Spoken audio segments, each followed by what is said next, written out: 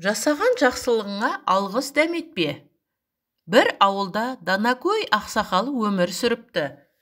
Одан ақыл сұрап жан-жақтан адамдар келіп тұрады екен. Күндердің бір күні әлгі қарияға көрші ауылдан бір кісі келіп, сіз ел сыйлаған адамсыз, үйге келіп қонақ болып кетіңіз деп қиыла сұрайды. Қария қарсылық танытпай шақырған жерге баруға қамданады. Әлгі кісінің үйіне келсе, жайнап тұрған дастарханға тап болады. Түрлі тағамдардан дәм татып, біраз әңгімелесіп, тұруға ыңғайлана бергенде, үй иесі таңырқап: «Уа ақсақал, мен сізге арнайы дастархан жайдым, айтар алғысыңыз жоқ па?» дейді. «Сіз дәм татыңыз деп шақырып едіңіз ғой, алғыс айтуға шақырғаныңызды білмеген екем» деп үйден шығып кете барады.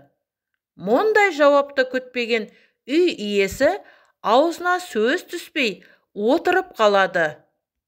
Дегенмен іштей, оған қайткен күнде де алғыс айтқызармын деп бекінеді. Бірде әлгі қарт адам сол ауылдың қасынан өтіп бара жатқанда күн бұзылып, жаңбыр жауып кетеді. Қол шатыр алмақ болып ауылға бұрылады. Алланың қалауымен өзі қонақ болған үйден келіп, жоғын сұрайды. Ескі танысы сәті түскен мүмкіндікті қалт жібермей, сыпайы түрде қарияға шатырын ұстатып жібереді. Осы жолы міндетті түрде алғысын аламын деп ойлайды.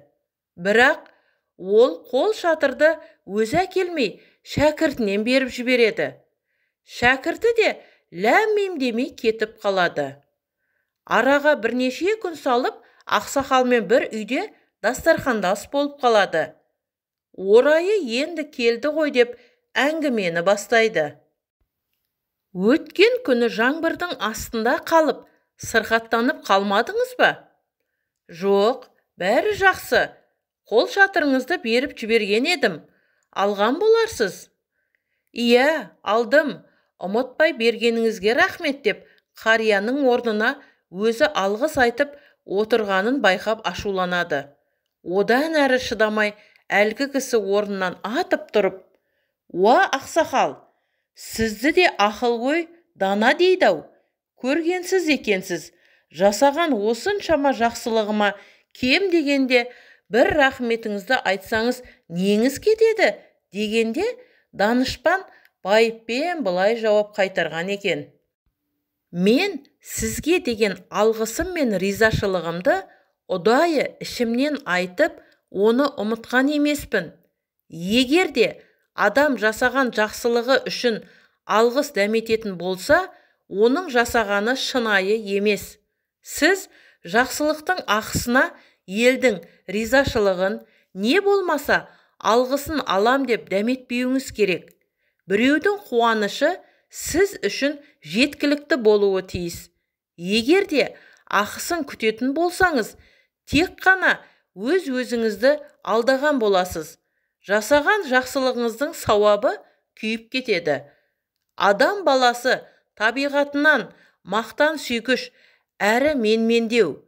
Жақсылықты жеке өзіңіздің мақсатыңызға сүйеніп жасасаңыз, қателесесіз. Егер де еш алғыс дәметпей, адамдарға жақсылығы тисе болғаны, немесе бәрі де тек Алла разылығы үшін деп ойласаңыз, ешкімнен ешқашан көңіліңіз қалмайды деген екен.